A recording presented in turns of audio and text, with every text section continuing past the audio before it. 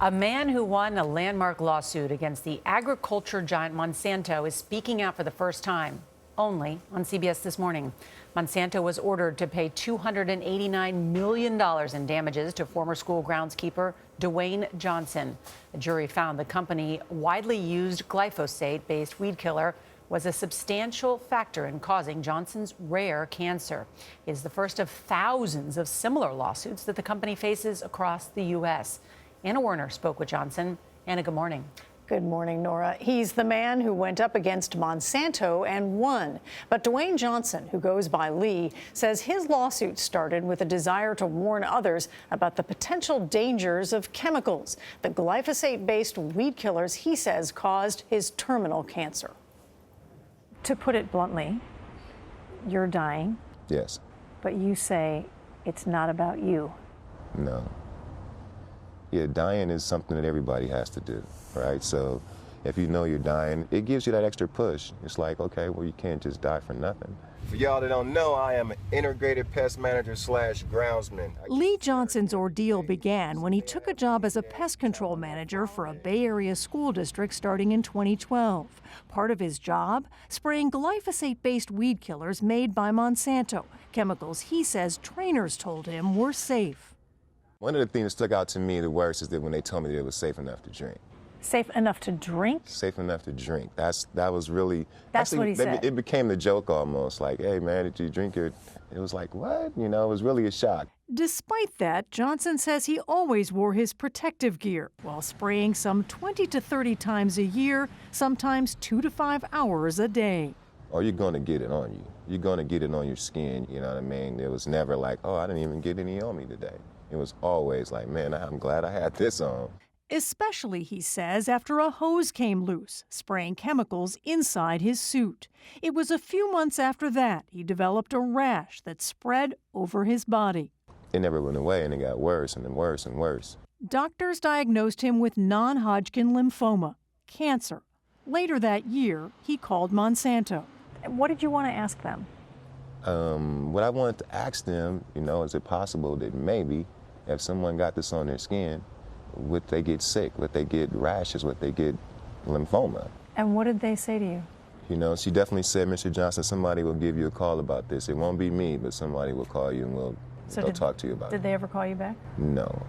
An email introduced at trial shows an executive was notified and wrote that he would call Johnson back. In a later deposition, the executive said he didn't recall whether he'd ever spoken to Johnson. So a little over a year later, in 2016, with his health declining, Johnson sued. Earlier this month, after an 8-week trial and nearly 3 days of deliberations, the jury stunned the world with a $289 million verdict against Monsanto, finding the company failed to warn Johnson and other consumers of the cancer risks. What did that verdict mean to you? The verdict really meant to me that this thing was not done in vain. And I remember standing there saying to myself, if I lose this case, this company is going to be able to get away, and then they'll be able to say, see, we told you our stuff didn't do that. Monsanto still says its products did not cause Johnson's cancer. After the verdict, Executive Vice President Scott Partridge said, we all have tremendous sympathy for Mr. Johnson and his family. What they've gone through with his disease is terrible. But of the verdict, he said, it doesn't change the overwhelming scientific evidence and the 40 years of safe use of glyphosate around the world.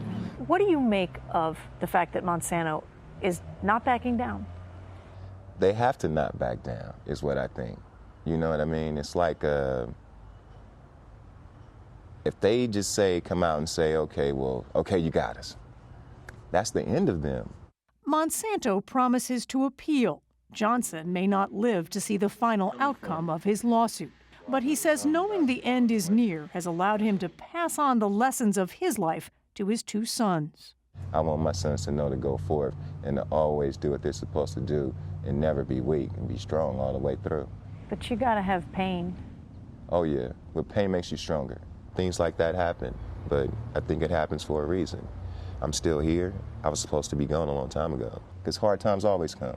Up and downs always come. So you deal with that accordingly and you move forward. Monsanto continues to say that 800 scientific studies and reviews, including a conclusion from the Environmental Protection Agency, support the fact that glyphosate does not cause cancer. But Johnson hopes this verdict will lead to labeling changes for these products, so he says more people will know the potential risks and be able to choose whether they want to use those products. Yeah, he seems like a very humble man. Yeah. You know, it's He's a amazing, philosopher. yeah, to have that outlook and to, as he says, move forward and not feel down and depressed all the time. Yeah. You know, he says he does get down, but He's got his family there, and Lee's sons have a lot to be proud of. And they're says he's had speaking time out. to talk to his sons because he knows the end's coming and it could be very soon. Yeah, it's important that we're hearing from him. Anna, thank you.